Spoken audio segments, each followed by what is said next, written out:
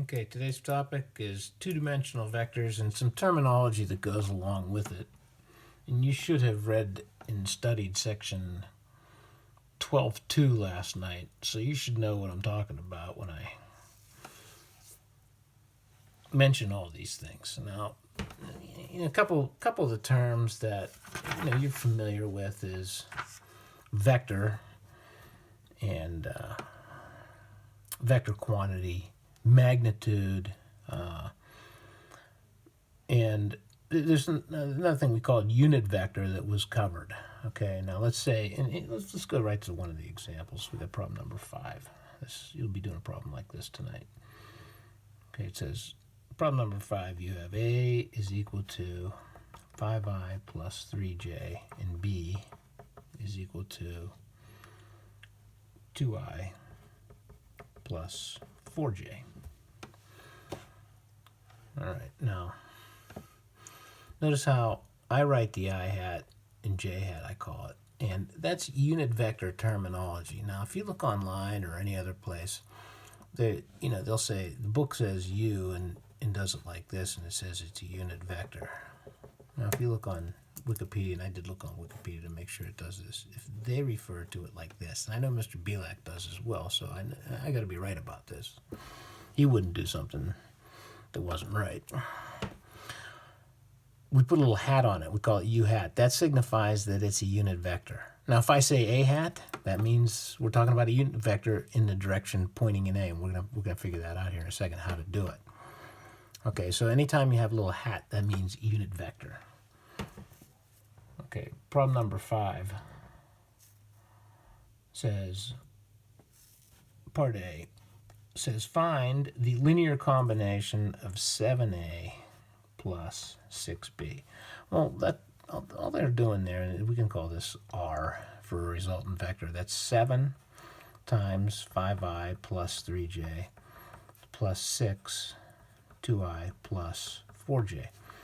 This is a scalar, and we talked about scalars when we talked in our earlier section on vectors.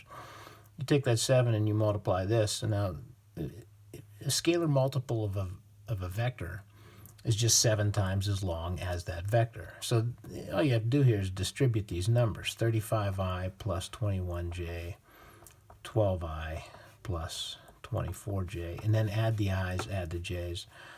47i, 45j.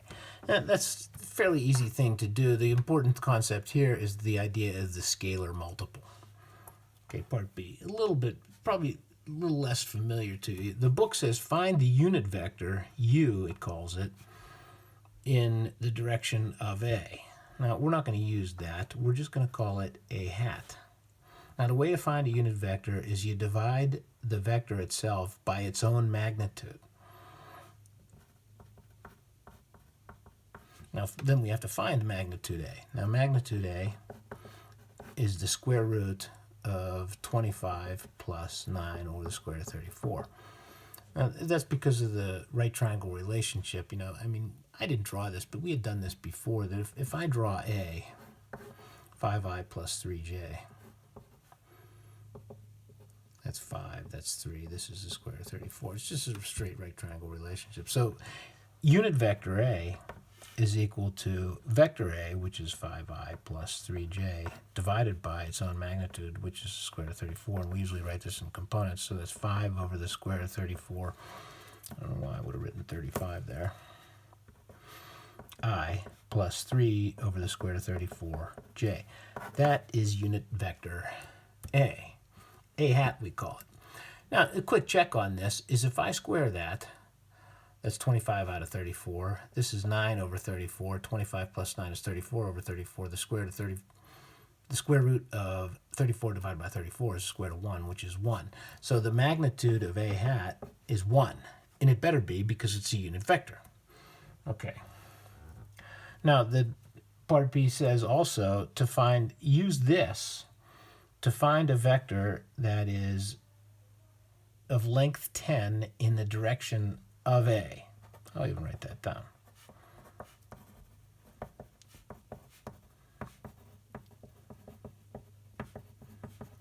Now we can write that, I'll call it R again, 10a hat.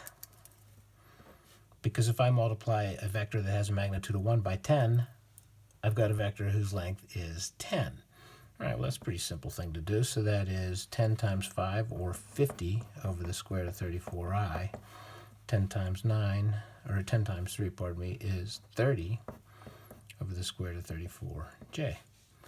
Now, if I square these numbers, I got 2,500 over 34, 900 over 34, 2,500 plus 900 is 3,400. 3,400 divided by 34, 100, the square root of 100 is 10. So the magnitude of R is indeed 10. Now you can write that stuff down if you want. I'm not going to. All right, part C. This says, find the measure of the angle from the positive x-axis, we'll call it theta, to the opposite of B. Now, the opposite of B is negative 2i minus 4j. If I draw that from the origin, it looks like this. We're looking for either this angle or this one. It doesn't matter which one you find, but we'll go with this one, theta. So consider it a positive angle. Okay, so that means that we've got a side here and a side there of 2 and 4. Remember, I always consider these to be sides of triangles and not lengths. If you put a negatives in there, you're asking for trouble in finding reference angles. We need this reference angle right here. So the theta we're looking for is 180 plus the inverse tan of 4 over 2, which is the inverse tan of 2. Now, I think theta turns out to be approximately 243 degrees here. You can verify that if you want. I'm pretty sure I'm not going to make the calculation. I already did it. Okay, real quick, you don't have to do anything like this tonight, but I just want to make a point of this. Problem number 7. I'm not going to give you a problem like this. It says, find the displacement vector AB between A, which is 3, 4, and B, which is 2, 7. Now, if I take a quick look at this, 3, 4, 2, 7. Okay, this is position vector A. This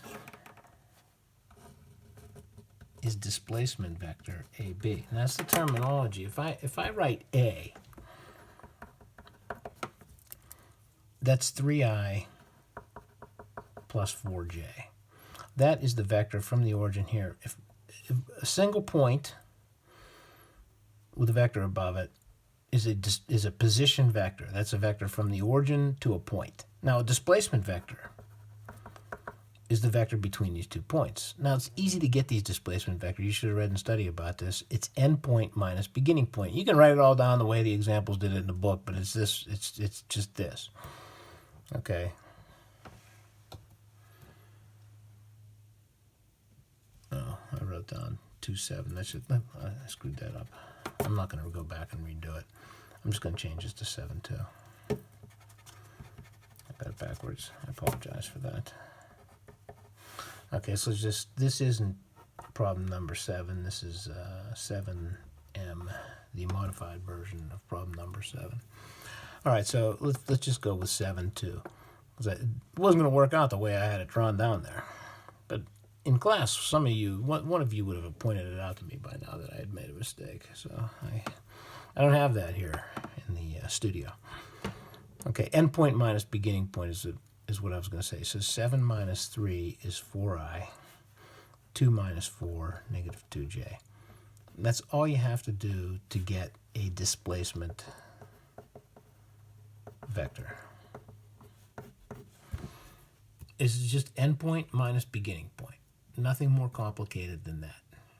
Okay, you don't have a problem like that tonight, so you don't have to worry about that. But just keep in mind, and we'll have another displacement vector problem here. Okay, now you do have a problem like this one, number 13. Okay, Okay, it says find the position vector that is 1/3 of the way from A, 2, 7 to B, 14, 3. All right, we're going to draw a little picture of this to see how this is done. See if I can get it right without screwing it up. Okay, 2, 7. We got 2, 7. I'll get that one right this time. Okay, so 2, 7. And B, 14. Yeah, looks about right. 14, 3. Okay. All right, this is position vector A. This is displacement vector AB. Now what we're looking for is a position vector right there, that position vector P from the origin to that point. Well, how do you get it? If you read and studied last night, you might know this a little bit. You can get there one of two ways. You can go to vector A, and by vector addition, then I can add, and I'll write this shorter. That is 1/3 AB. So I can say that's A plus 1/3 AB. I could also do this. I could go to B and come back this way. So I could say position vector P is B minus 2/3 AB. Or equally, this would be B plus 2/3 BA. I could also write this as A minus 1/3 BA. Now the only difference between AB and BA is the direction. Now if we write vector AB, that means it goes from A to B. Vector BA means it goes from vector B to point B to A. The order makes a difference when we write these things, either AB or BA. All right, well, let's go with the A plus 1/3 AB. Now, the first thing we need is AB. Endpoint minus beginning. 14 minus 2, 12i. 3 minus 7, negative 4j.